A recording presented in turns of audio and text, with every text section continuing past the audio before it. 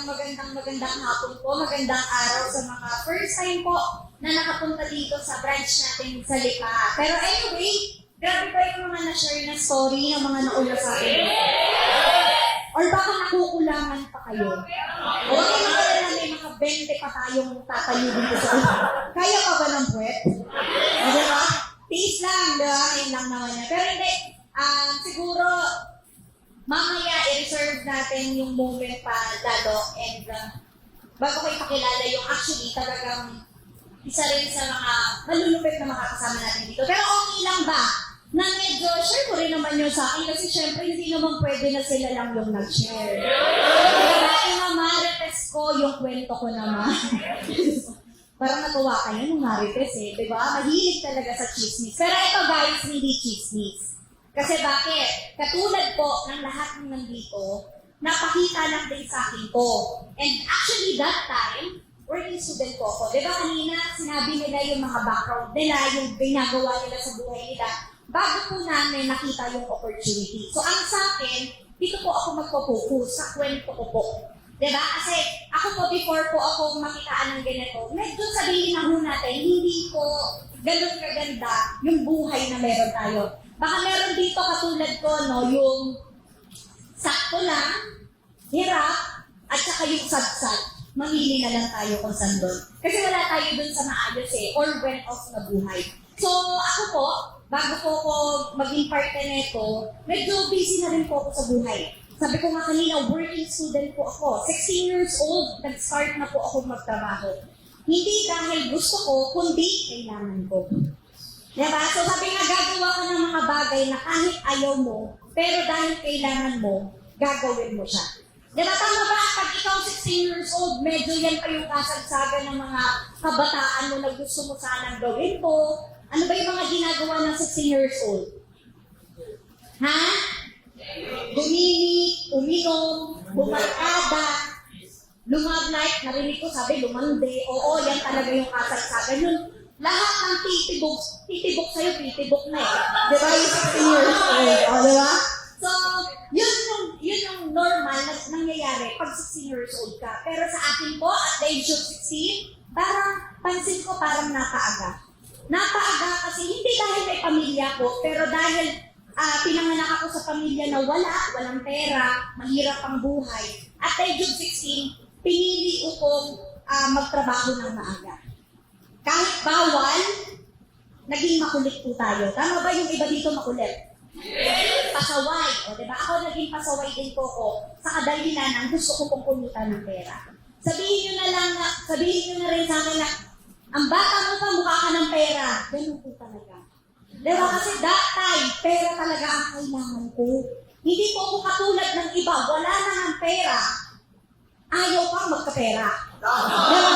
So, kailangan ko po talaga ng pera. That's why kahit bawal po, walang tumatanggap sa akin na trabaho. Diba nakakalungkot yun? Yung gustong-gusto mo sanang magtrabaho para kumita, wala namang tumatanggap. Pero ako naniniwala, pag gusto, maraming paraan. Pag ayaw, maraming dahilan. Kaya kahit 16 years old lang po ako that time, naging makulit ako, naghanap po ako ng naghanap, kakilala ni ganito, kakilala ng ganyan, kinausap ko to, medyo in-lose ko si ganito, para lang makapasok sana ng mga kahit part-time sideline lang na trabaho. Nakapagtrabaho po ako doon sa mga nagbebenta ng gamot. Alam mo yun? Ay, hindi mo bawal na gamot to. Hindi naman po yun. Drugstore, pamilyar. Yung ingat, ganyan. Diba, doon ka bumibili nun, yun po yung naging una kong trabaho. Diba, tinanggap ko siya kahit hindi ko nga din alam. Sabi ko kahit magkano lang yung pasahod sa akin. Actually, maliit. Gusto nyo malaman kung magkano? Ang sweldo ko po doon sa isang linggo, dahil 16 years old lang ako, 500 pesos lang po. So sa isang buwan, kumikita po ako 2,000 pesos lang. Ito yung literal, pamasahe, pagkain, yun na rin yung sweldo ko.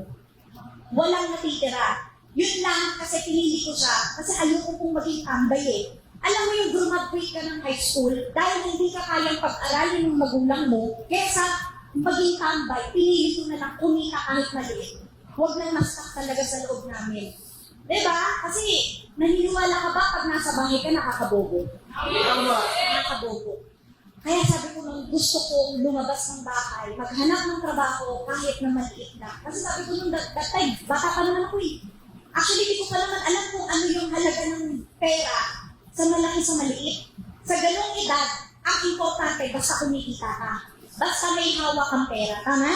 Yes. So, nangyari ho, syempre, hindi naman tayo tatagal sa ganon at saka mahirap.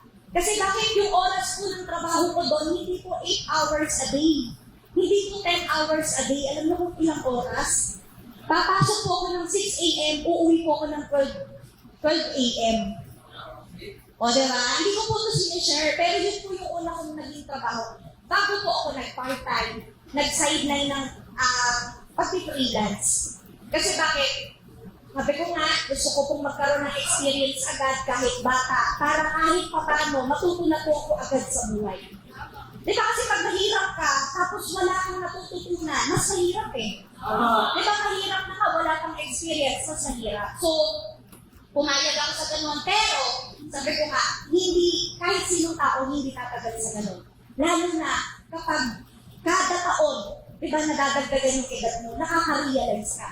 So, since na-realize ko guys, na maliit talaga 500 sa isang linggo, maliit, di ba? Baka yung iba nga dito estudyante, 500, nagre-reklamo ka pa sa nanay mo eh. Di ba? So ako, yun yung sweldo ko. Pero, sabi ko, kailangan ko pang mas magdagdag. Kasi, nung tumagal po ako doon, actually, 2 buwan lang naman ako. Pero gusto ko na pong mag-aral. Di ba? Gusto ko na mag-aral. So, ibig sabihin, kailangan kong kumita ng mas malaki sa 500. Doon na po ako pumasok sa pagiging freelance. Pageant, fashion show, event, photo shoots, even tapings po on weekends, sinasabay ko po siya sa pag-aaral ko. Mahirap maging estudyante. Tama ba? Lalo na kapag di ka naman katalinuhan. Alam mo yung pag matalino ka, mahirap eh. Kasi, di ba, nag-aaral ka mabuti. Yung hindi matalino, hirap na hirap din yan. Hirap na hirap paano ko kopya. Lalo na pag yung katabi mo, pag kinalibay ko na, wala kang karamdam. Diba? So, yun po, yung ano ko, ang naging buhay ko, actually bago mag-photo. And marami akong na-realize sa buhay habang nangyayari sa akin lahat yun na sabi ko, hanggang dito na lang ba yung magiging buhay ko? Yung tipong pinanganak ako ng mahirap, mamamatay din ba ako mahirap? Siyempre napapatanong ako. Actually, in-question ko rin eh. Sabi ko gano'n, pag tinitingnan ko yung buhay ng mayayaman, sabi ko, bakit di man lang ako ipinanganak sa pamilyang may pera? Sa pamilyang mayaman. Ikaw ba natanong mo rin yun? Sa dinami-dami ng pamilyang pwedeng pagbagsakan, bakit yan ka napunta? Tama ba? So, dun pa sa wala. Diba? Kaya sabi ko noon, unfair talaga ang buhay. Unfair, lalo na kapag pinanganak kang mahirap, di ka naman pwedeng mamili ng magulang. Diba? Pero, naniniwala ako na pag ikaw pinanganak kang mahirap, hindi mo kayang pumili ng magulang. Pero, pag namatay kang mahirap, ayan, kasalanan na yun. Yes. Diba? Kaya sabi kong gano'n, hindi habang buhay, mahirap ako. Hindi habang buhay, ganito yung buhay ko.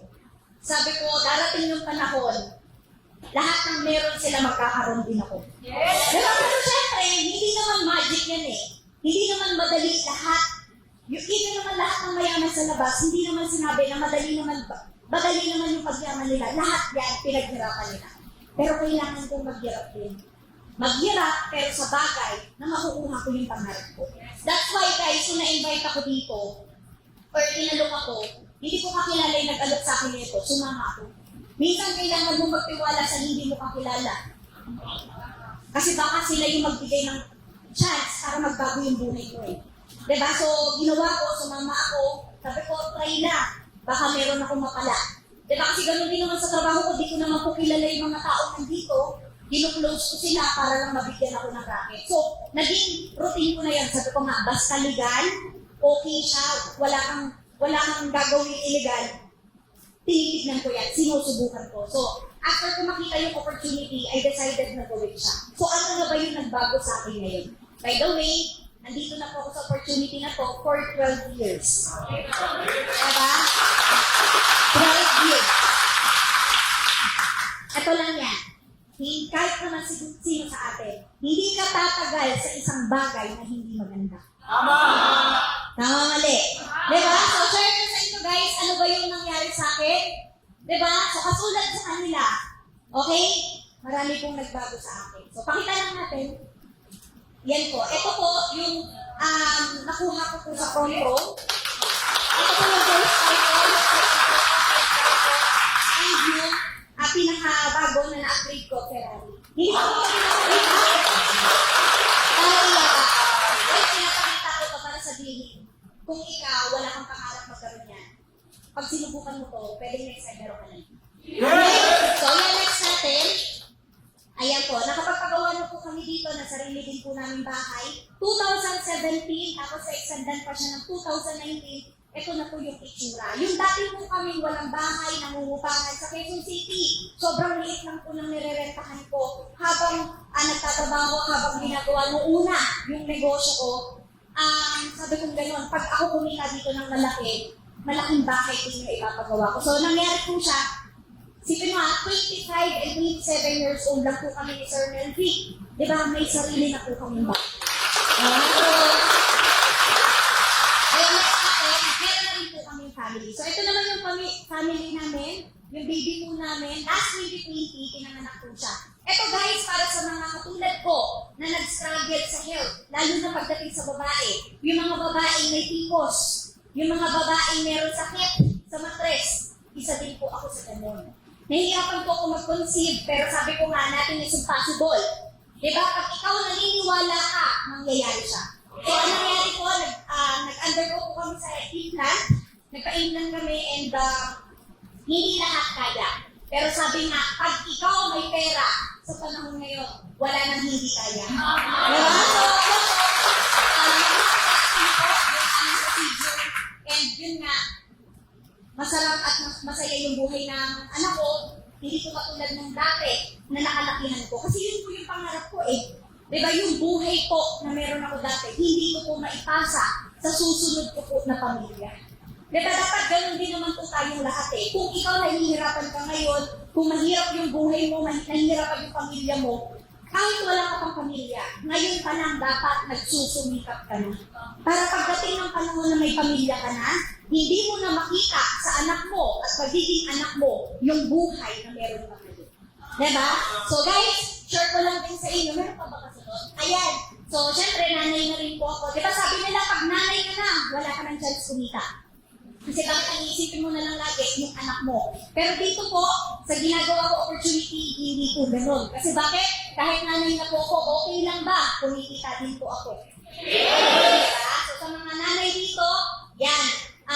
Kung gusto mong masuportahan yung anak mo sa oras at pagdating sa financial, kailangan mo talagang mag-grab ng opportunity na kung saan pwede kang kumita. Okay? And next, ayan. Before and kahit po nagkaroon ako ng pamilya, naging breadwinner po ako ng pamilya. So, sino po ba dito? Yung breadwinner. Breadwinner katulad ko, isa lang, 2, 3, 4, 5. The rest po, bread eater. Sige, tuloy po natin yan, di ba? Hindi. Siyempre, pag kumikita ka na at maganda na yung income mo, malamang sa malamang makakatulong ka na rin. Diba? So, yun guys, share ko na lang din sa inyo. Ano ba yung, paano nangyari sa akin ito lahat? Siyempre, lahat yan may halaga. Okay? Lahat ng pangarap ng tao, ang halaga niyan billion.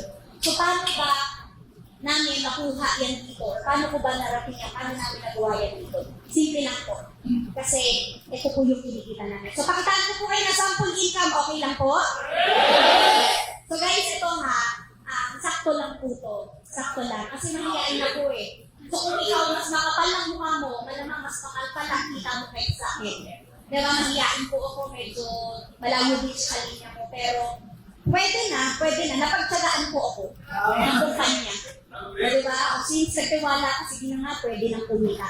Ayan. So guys, ito yung kumita ko.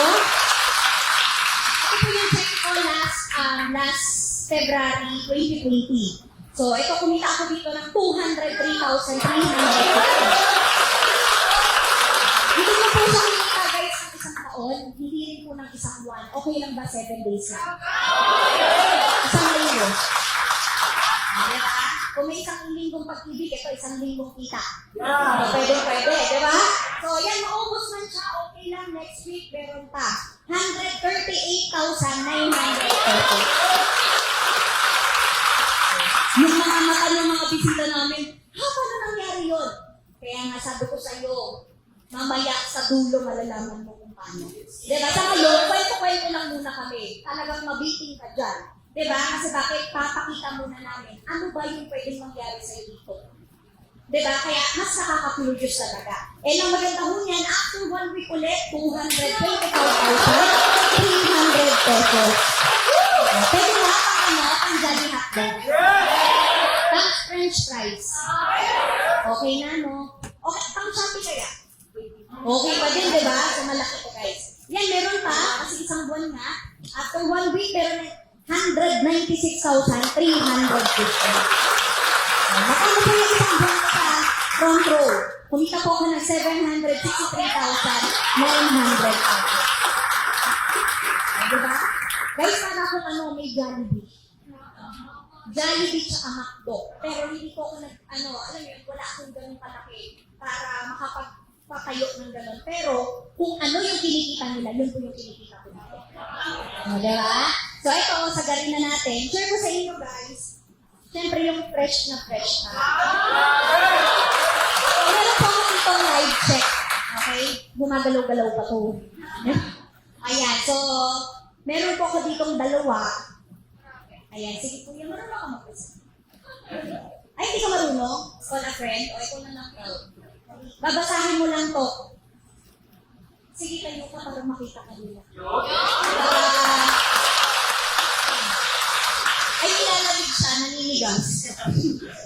Ayan, sige, ako na lalaki. Hindi mo nakakaya sa akin. So, magkano tong cheque ko? Alin ba? Ayan po. 219,100. Narinig. 219,100. Parang yung iba ala 200 pesos lang, guys. 219,150.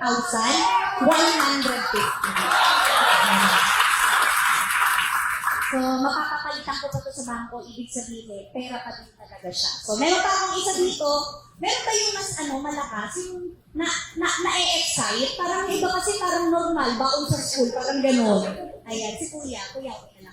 Okay lang. Ayan, so ito, basahin mo lang yung number. Magkano siya?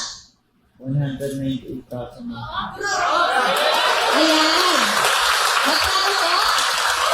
128,900 pesos. Diba? So, ibig sabihin guys, dito, hawak ko ngayon, meron akong 400,000 pesos. Dalawang cheque pa lang ito. Alam mo yung masarap? May parating pa. Nai-stress na po ako. Alam mo yung stress ko? Kita naman sa itsura ko. Hindi ko na po alam kung saan yung pagkakagastosan ko.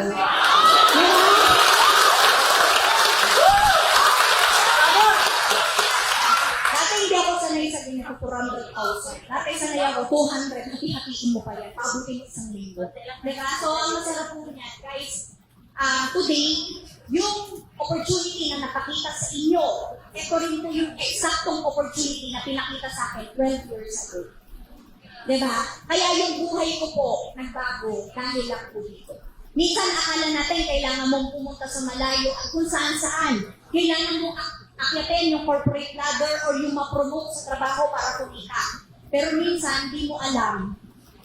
Pinapakita na pala sa'yo yung matagal mo nang hinahanap. Minsan, hindi mo pa nililiwrawan yung mata mo. Diba? Malay mo, ito na pala yung matagal mong pinagdadasal. Malay mo. Pero hindi mo nga malalaman kung hindi susubukan. Diba? Hindi mo naman talaga malalaman ang pwedeng mangyari sa atin sa isang bagay kung hindi natin itatry. Okay? So, yun lang. Maraming salamat guys sa pakikinig. Sana na-inspire kayo. Na-inspire namin kayo. Pero, tindihan natin yung end neto bago tayo mag-end. Okay lang ba? Gusto niyo ba kumita ng 400,000? 2 linggo? Yes! So today, ayan, napaka-privilege ko pong ipakilala sa inyo yung naging dahilan bakit po lahat ng taong humarap sa inyo kanina, nag-milyon, nakabili ng kotse, nagkaroon ng muscle car, nakatulog sa family, ngayon may masarap na buhay dahil po dito sa tao na po. Yes! Diba? Naniniwala ka ba na wala successful na walang tumulong at nagturo? So today, bakit pa namin ibibigay lang sa inyo yung story namin kung pwede naman namin ibigay sa inyo yung nagpaganda story namin. Okay? So guys, bago namin sa inyo sabihin, paano ba namin pinita to? Ito yung gusto namin muna, makilala mo. Kasi pag ito hindi mo nakilala, sorry to say, hindi ka, kahit gusto mo, hindi ka makapasama sa atin pag hindi mo nabito. Yes! Diba gusto mo kumita? Yes! Kami lang nakausap ko. Yes! Eh, hindi pwede yun. Kasi ito, yung pinaka-importante na dapat, mamit mo. Kaya mamaya magpa-picture ka din dito. Yes! Pag walang picture, kahit sabihin mo gusto mo, sorry, hindi pwede. Kasi dito po, namimili kami. Okay lang ba? Kung choosy ka, mas choosy kami. Diba? So guys, dito na matatagalin. Pa-welcome naman natin, Top Millionaire Club. And syempre, mentor ng mga tao nagsalita dito, Sir Rod Vincent Pato.